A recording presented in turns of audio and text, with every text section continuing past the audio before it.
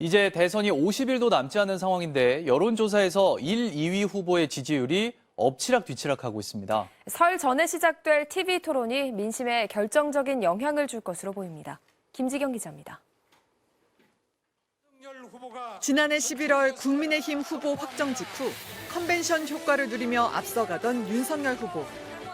하지만 당내 갈등과 부인 김건희 씨 관련 의혹으로 지지율은 추락을 거듭했습니다. 그러는 사이 민주당 이재명 후보는 메타버스로 전국을 돌고 3프로 TV에 출연해 정책 능력을 보여주며 지지율 역전에 성공했습니다. 새해 들어선 다시 국민의힘이 갈등을 봉합하고 20대 남성 표심을 집중 공략해 판세는 또 혼전에 빠졌습니다. 비록 부족하지만 상대보다는 좀 더 나은 역량을 가지고 있다는 점을 설명드리고 하여튼 최선을 다해서 마지막 순간까지 하는 것이 중요하다고 저는 보고 있습니다. 예측 불허의 박빙 승부에서 민심을 좌우할 첫 번째 변수는 TV 토론입니다. 이재명, 윤석열 후보는 설 전 양자 토론에 합의했지만 방송사 요청대로 27일 밤 10시에 하자는 민주당과 설 전날인 31일 저녁 8시에 하자는 국민의힘이 맞서고 있습니다. 날짜부터 신경전이 벌어진 상황. 토론 규칙도 양보 없는 줄다리기가 예상됩니다. 토론에서 배제된 정의당 심상정 후보와 국민의당 안철수 후보는 제3후보 죽이기라며 강력 반발했습니다. 이건 공정하지가 않은 그런 토론 아니겠습니까? 따라서 저희들도 취할 수 있는 그러한 법적 조치들을 취할 겁니다. 또 다른 변수는 후보 단일화입니다. 다자구도에서 이재명 후보가 앞서 나간다면 결국 윤석열, 안철수 후보의 단일화 여부가 선거 막판 최대 이슈가 될 걸로 보입니다. MBC 뉴스 김지경입니다. 민주당 이재명 후보는 경제정책의 최우선 과제로 일자리를 꼽으면서 300만 개 이상의 일자리 창출을 공약했습니다. 특히 국민의힘 유승민 전 의원의 공약을 수용해 눈길을 끌었습니다. 최경재 기자입니다.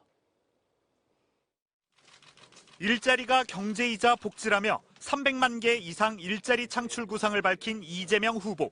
이를 위해 디지털과 에너지, 사회 서비스 분야에 정부의 투자를 집중하겠다고 강조하던 중에 뜻밖의 이름을 말했습니다. 유승민 전 의원께서 정말 훌륭하게도 사회 서비스 일자리 100만 개 공약을 주장하셨는데 이 부분을 저희가 과감하게 수용했다는 말씀을 드립니다. 국민의힘 경선 주자였던 유 전 의원이 작년 8월 사회 서비스 일자리 100만 개 창출을 공약했던 걸 그대로 이어받겠다고 밝힌 겁니다. 이 후보는 또 취업 지원금을 2배 늘리고 취업과 교육을 포기한 청년들을 적극 지원해 청년 고용률을 5%포인트 높이겠다고 밝혔습니다. 교육과 취업을 포기한 청년 소위 니트족을 대상으로 맞춤형 서비스를 제공하는 청년 위기 극복 1:1 프로젝트를 시행하도록 하겠습니다. 이 후보는 중견 기업인들을 만나서도 일자리를 만들려면 기업이 성장해야 한다며 규제 개선과 기반시설 투자를 약속했습니다. 다만 기업에서 나온 유연 근로제 확대 요구와 국민연금 의결권 강화 우려에 대해선 고민을 더 해보자며 일단 거리를 뒀습니다. 연초부터 경제 행보에 주력하는 이 후보는 20대 남성 공약에 주력하고 있는 윤석열 후보를 겨냥해 갈등을 유발해서 정치적 이득이나 표를 얻을 생각은 전혀 없다고 강조했습니다. MBC 뉴스 최경재입니다. 오미크론 변이의 빠른 확산으로 오늘 신규 확진자는 5천 명을 넘길 것 같습니다. 일부 지역에서는 델타 변이보다 오미크론에 확진된 사람이 더 많아졌습니다. 김수근 기자입니다. 전남 무안의 한 요양시설에서 입소자와 종사자 13명이 코로나19에 감염됐습니다.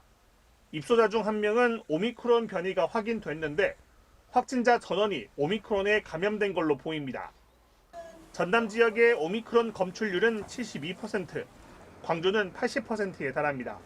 그때 델타는 한 2달 가까이 되면서 확산이 됐는데 이제 오미크론은 40일 만에 거의 확산이 된 상황이라서 지난주 전국의 오미크론 검출률은 26.7%로 전주보다 2배 이상 늘었는데 수도권보다는 비수도권에서 검출률이 높게 나왔습니다.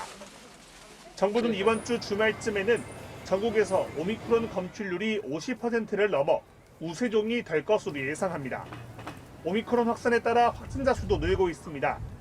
어젯밤 9시 기준 신규 환자는 4,846명으로 전날 같은 시각보다 1,512명 늘었습니다.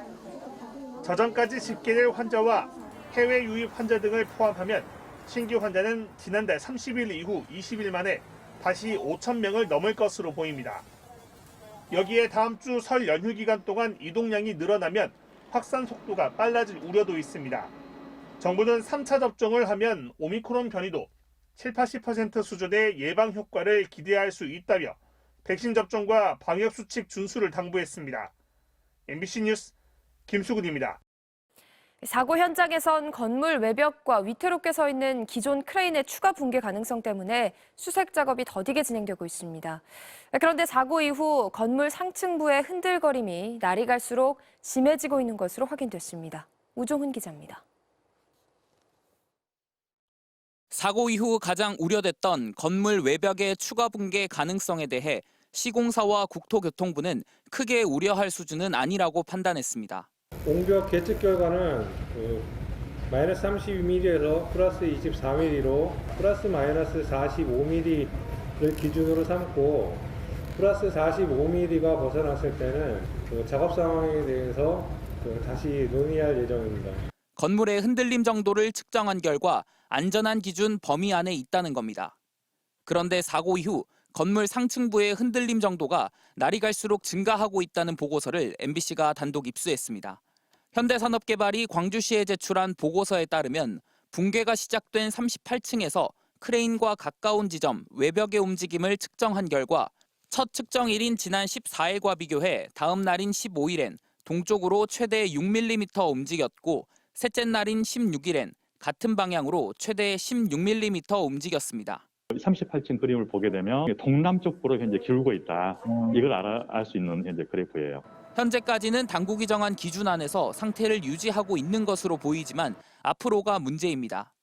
전문가들은 건물의 흔들림이 점점 더 심해지고 있는 데다 바람과 중장비의 하중까지 가해지면 위험천만한 상황이 발생할 수도 있다고 지적했습니다. 시간에 따라서 계속 변화를 이제 보이고 있는데 어떤 그 수치가 탁 올라가게 되면 그때는 상당히 이제 위험성이 있어서 이제 대피를 하게끔. 위태롭게 기울어 있는 기존 타워 크레인의 해체 작업도 더디게 진행되고 있습니다. 타워 크레인을 해체할 작업자들조차 높은 위험이 뒤따르는 현장 투입을 꺼리고 있는 것으로 알려졌습니다. 그쪽은 일만 전문적으로 하시는 분들인데 자기들도 위험하니까 손 털고 간 거지. 그래서 이번에 내가 한 3번째 투입 온 줄 알고 있어요. 크레인 해체가 끝나야 건물 외벽에 대한 보강 작업을 진행할 수 있습니다. 건물 상층부에서 실종자를 찾기 위한 수색 작업 역시 그 이후에나 본격화될 것으로 보입니다. MBC 뉴스 우종훈입니다. 전국의 백화점과 대형마트, 영화관, 학원 등의 시설이 방역패스 적용 대상에서 제외됐습니다. 정부는 방역패스 예외 범위를 더 확대해 내일 발표하기로 했습니다. 이덕영 기자입니다. 서울 국립중앙박물관. 관람객들이 휴대폰으로 백신 접종 기록이 담긴 QR코드를 인증한 뒤 차례로 입장합니다. 방역패스 유효기간이 만료됐다는 알림이 떠도 그대로 통과합니다. 방역패스 적용이 해제됐기 때문입니다. 인근 영화관 역시 마찬가지입니다. 방역패스가 없어도 QR코드를 인증하거나 안심콜 전화만 하면 됩니다. 어제부터 방역패스 의무화 조치가 해제된 곳은 대형마트와 백화점, 박물관과 영화관 등 전국 13만 5천 개 시설입니다. 방역패스 적용이 해제된 시설 안에서도 항상 마스크를 착용하고 취식을 제한하도록 한 조치는 계속 유지됩니다. 시민들의 반응은 엇갈렸습니다.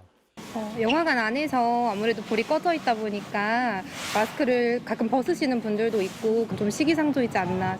마스크를 벗고 식음료를 섭취하는 시설이 아니니까는 마트나 박물관 같은 시설의 방역 패스는 저도 필요도가 조금 떨어진다고. 정부는 불가피한 사유로 접종을 받을 수 없는 방역 패스 예외 범위를 확대해 내일 발표하기로 했습니다. 지금은 코로나19 확진 후 격리 해제자와 1차 접종 후 아나필락시스, 심근염, 심낭염 등 중대 이상 반응자 등만 예외로 인정하는데 급성 폐혈증 종류인 길랑바레 증후군과 뇌정맥동 혈전증 등을 추가하는 방안을 검토하고 있습니다. 지금 이번에는 방역 패스 시설을 조절하는 것이고 예. 이 부분들은 지금 질병청이 전문가들과 함께 예의 범위를 좀 넓히는 그런 작업들을 하고 있습니다. 다만 임신부는 감염 고위험군으로 접종 권고 대상이고 앞서 미접종 임신부가 사망한 사례도 있었던 만큼 방역 패스 예외로 하긴 어렵다고 밝혔습니다. MBC 뉴스 이덕현입니다.